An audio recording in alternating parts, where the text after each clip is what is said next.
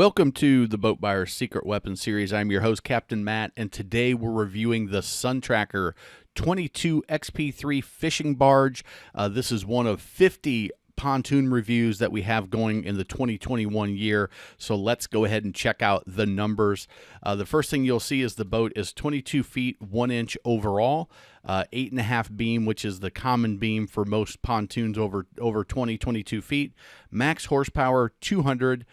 Dry weight is just over 2,800 pounds, 52-gallon fuel tank, 26 diameter toons, which the standard is you're seeing 25 diameter. A few manufacturers have gone up to 27, but 26 is a number that SunTracker uses on all of their tri-toons. The tube gauge 0.1 mil, and it is a value level pontoon. You'll see that in the price, and you'll see that in some of the extras that are thrown on. But let's take a look at the construction and quality and just the history of SunTracker. So it's owned by White River Marine Group, with the headquarters, which is in the Ozark Mountains in Springfield, Missouri. And Tracker is the largest boat builder by volume. They've got the SunTracker brand, Tracker, Triton, Ranger, Nitro, Triton pontoons, Regency, which is a pontoon, Tahoe bow riders, Mako center consoles, and they own the Bass Pro Group, which is where you'll find most of these boats for sale. They've got 130 Bass Pro shops and Cabela's that carry the Tracker lines, and then they also have Tracker affiliated dealers around the U.S. They typically sell at a nationally advertised no-haggle price, and they also use in-house incentives like gift cards and financing through White River Marine Finance, which is their in-house financing group, and they'll offer some deals there from time to time, in addition to like a $200 gift card or a $500 gift card with the purchase of a boat. So let's take a look at the warranty, because I hear a lot of people saying they've got a great warranty, and this is the actual warranty on the site. Now, I encourage you to look into the letter of the warranty, because there's a difference between the marketing person's take on the warranty and then how the warranty is administered in real life. I've seen a few negative comments on Facebook and some groups. I don't know the details of those situations, but I have seen it multiple times with Tracker not honoring what they felt should have been in the warranty. Sometimes that can be user error, and they want the manufacturer to take care of it. Sometimes it truly is a defect that should be taken care of, but just something to do some research on. So they've got a 10-plus life warranty coverage. 10 years bow to stern. So from the time of purchase, electrical, live wells, plumbing, vinyl, furniture, Bimini, and the engine is covered via a separate warranty directly through Mercury manufacturer. So that's typically on a Mercury outboard, is 3 years. At times they'll do an extended warranty to 5, but that is something that usually just happens once a year. Lifetime on the structural and deck warranty. So this is from the plywood decking down, the decking, the deck supports, the fencing, the rails, the gates. All of that's covered in a limited lifetime structural warranty. Now, the limited part is where you need to read the fine print. Provisions, you can transfer it to a second owner. There may be a fee that's involved. It's usually pretty minimal. And a one-stop factory warranty resolution. I do like this because it means that if you have a stereo component that's gone out, you can deal directly with SunTracker versus having to go to the stereo manufacturer.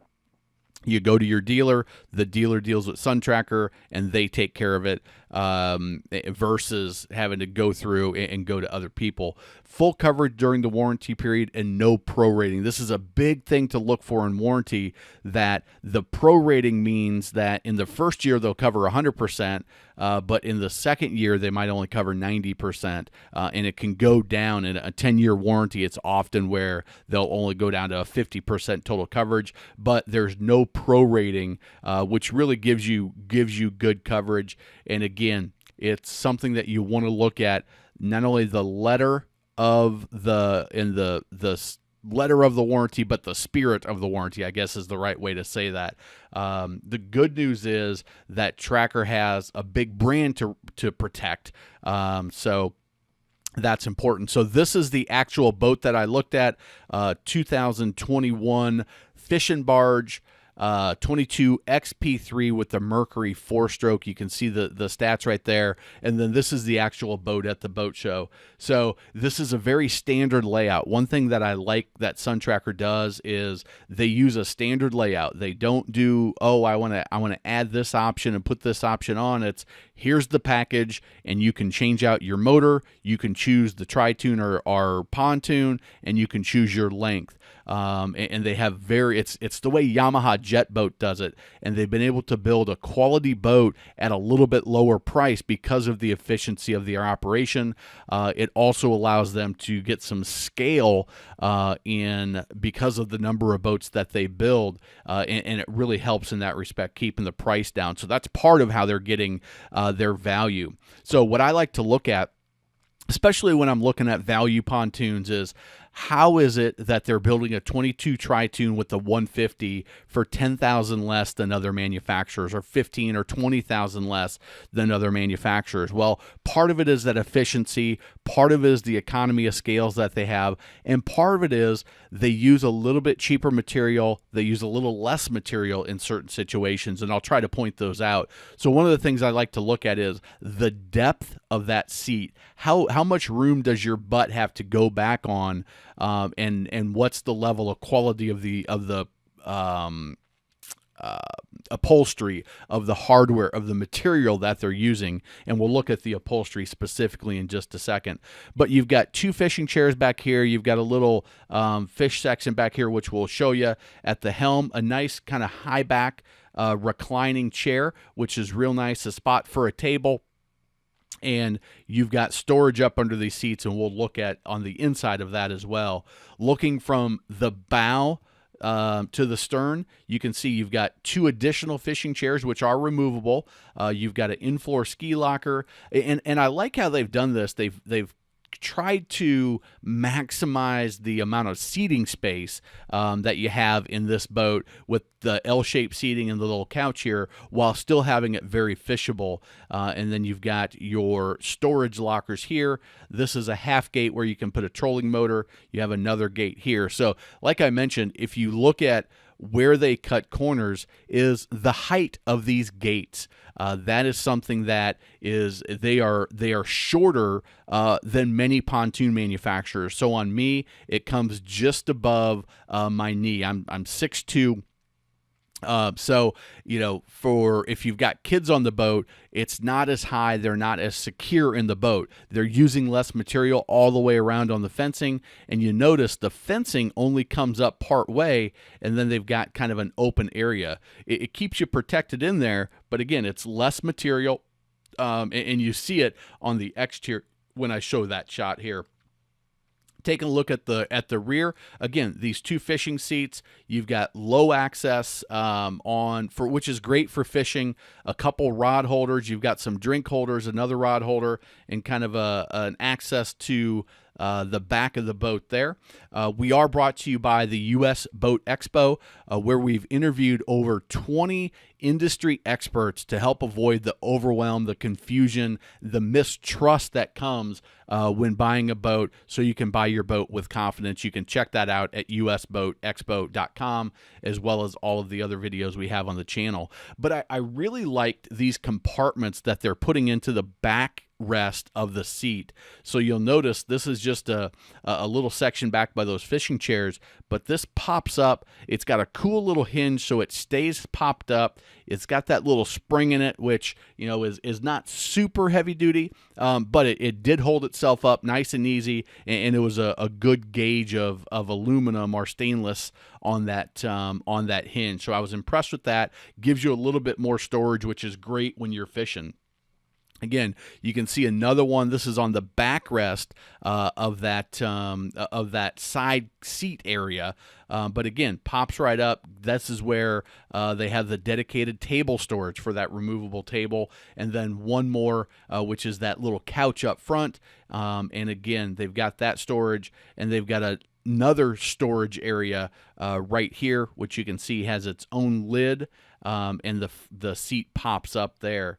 Now, I always like to look at the hinges and the hardware that are used. You can see not a super thick, an aluminum hinge, kind of that piano type hinge, but it's not full length. It's not super long, but overall pretty decent for a value level boat. And then you've got your lock here, which is actually has a key to it, so you can put your gear in it. You can lock that up, and that is under that seat section, and that's why they have that extra base there, so that you can actually lock some of your tackle up in your gear. And then again, you've got the channels in the seat, so that water runs out, so it doesn't just pool down in the bottom of your seats, which is well done. This is the section where your battery will go. This is in the rear of the boat. This is where the engine would be mounted, the engine pod right here. And then you can see this is where that fishing chair would go right there as well. Another little section, this is going to be the battery. I'm not sure if this is the trolling motor battery or the starting battery, but that's tucked away in one of those corner compartments that was in the bow of the boat. So that must be your trolling motor, because this is the bow of the boat with a cup holder and a rod holder. And again, you can see that that more full length hinge right there on this section. Another one of the compartments has a live well. You can see the live well with the little bait bucket that's built in. So it's actually molded in, so you can set that bait bucket there. It's not jangling around and rattling. And again, this is the way I like to see those hinges. It takes up almost the full length, and it's picking up the seat upways, so it's got a lot of weight to it. And that's something that you really want to have a strong hinge there. So I encourage you, when you're looking at pontoons, even new ones, is kind of wiggle those around. See how well those screws are holding. Are they back plated? Are they bolted on? Or are they just screwed into that plastic? And again, there's a lot of things you can ask the dealer, you can ask the salesperson, and they should be able to tell you some of those answers. But those are important answers, because you just can't see them when you're evaluating a pontoon. Now here's the helm.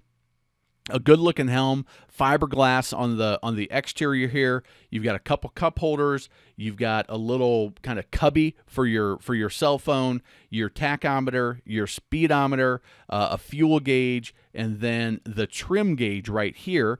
And then you've got your switches for your live well, for your navigation anchor light, for probably some extra, and maybe if you want to add an electronic, and then a cigarette lighter to plug in. Your horn is right here, and your ignition key is there, along with your stereo. So, and this is a tilt wheel. So you can see right down here, you push that little lever, and it's going to tilt up and down. Overall, a pretty good looking setup on the helm, and a little tiny windshield in there to give you a little break from the wind as you're cruising down the water.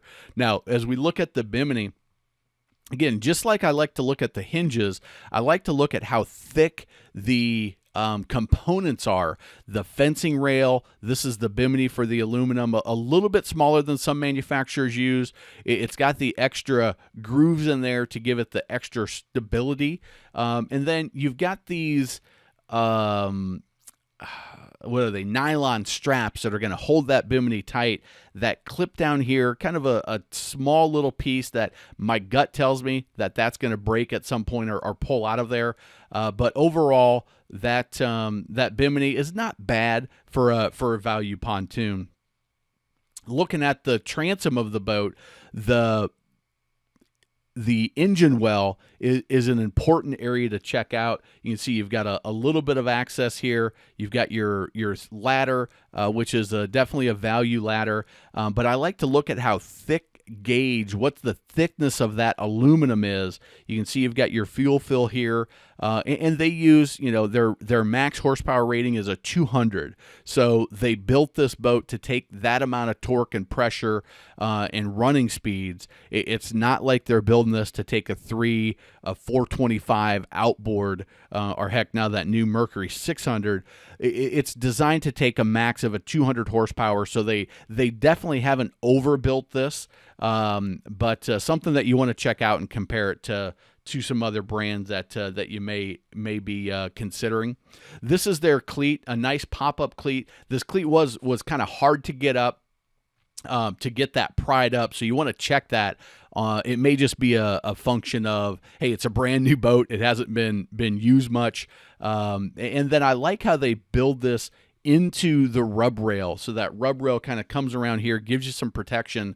But not only does this go through the plywood, but now it's also going through that rub rail, and then underneath, if you look, they're using those washers, and it looks like a nylon nut to secure that under the boat. So now the rub rail, some of the manufacturers on some of the higher end will have a section that comes over the top, as well as kind of slips onto the plywood, and then that will go through both sections. This one, it's just kind of an L shape that goes over the top versus an F that has the top section and then the bottom section that goes under, and then the piece that goes down and kind of finishes it off.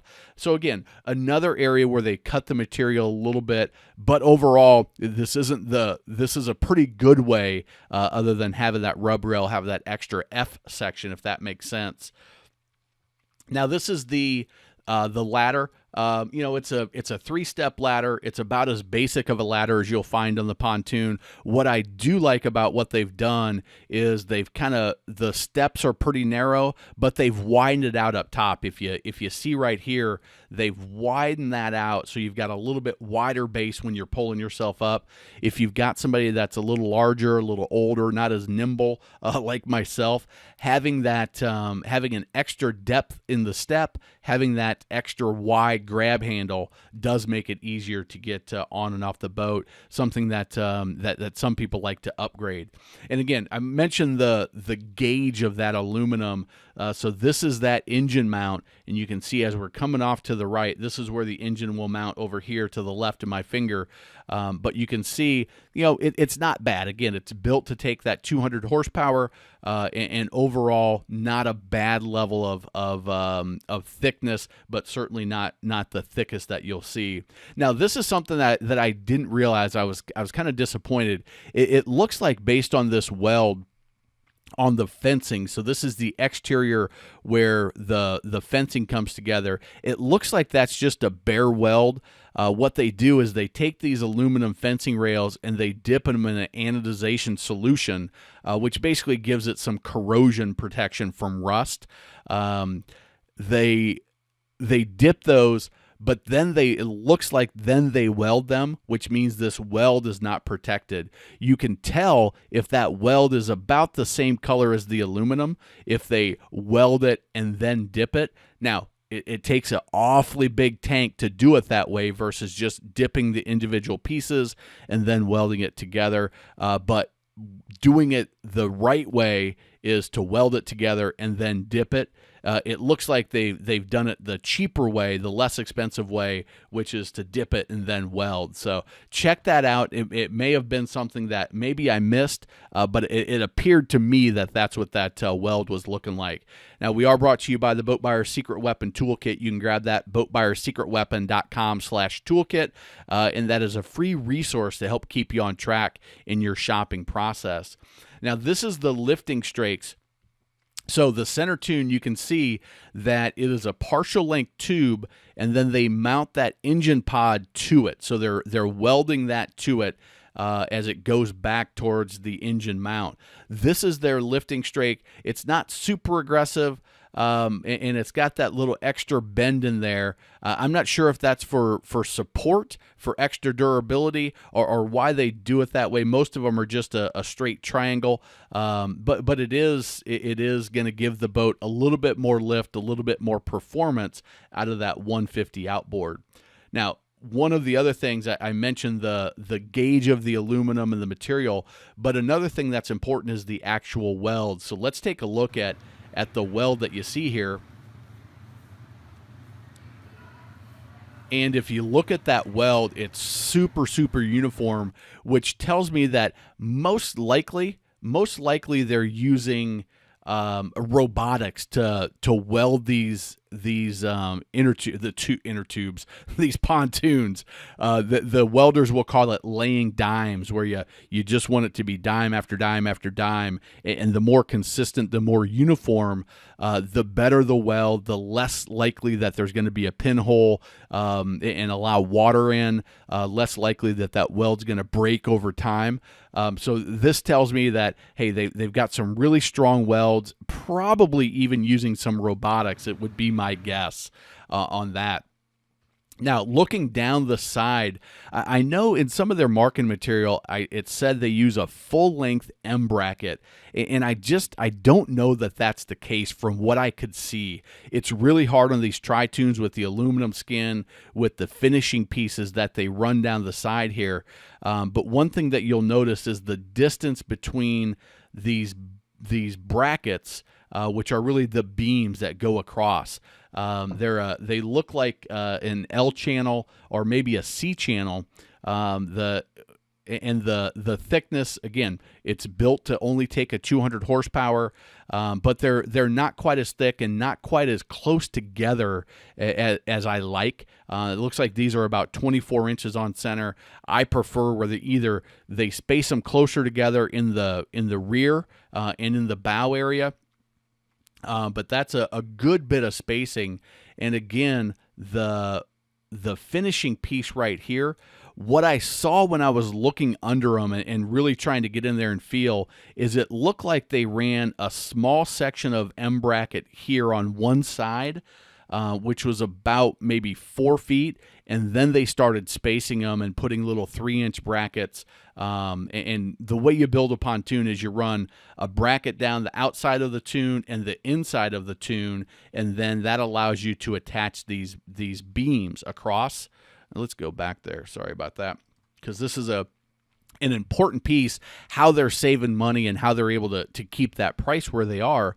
It's because they're adjusting the build process to save some material and some time as well. But these beams right here are running across, and they're not mounted on a full section of that M bracket that's welded to the pontoon. So just something I see, if you're not running on heavy water, if you're not running with a bunch of chop, and you're not going to be running 35 miles an hour, hey, maybe it's not a big deal to you, but just know that the pontoon's not going to be as solid, and it reflects itself in price. If price is more important to you, it's a good, well-built boat. They're able to use some better materials and some better manufacturing techniques because of the fact that they have a large number of boats that they build. They've got a lot of scale. They've got their own distribution source with Bass Pro and Cabela's, but they do cut down on some of the material and some of the build process.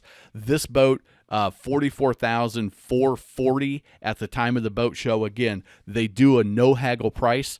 You can see they've got a free owner's discount card when you buy, the 10-year warranty, and about a $327 a month on the payment from, again, that White River finance company. So this is the boat. You can go check them out pretty much at any Bass Pro shop on the value line. If you enjoyed this video, if you found it valuable, if you would, smash that like button for me so other people can see these just honest, with no... I don't sell any pontoons. I don't care which ones you buy. I just want you to make a smart, informed decision. YouTube has recommended some videos here for you. Again, you can check out that toolkit, or you can check out the new US Boat Expo at usboatexpo.com. Thanks for watching. Leave a comment. If you've got a tracker, a SunTracker, let me know what your thoughts are and the experience you've had. I would really appreciate that.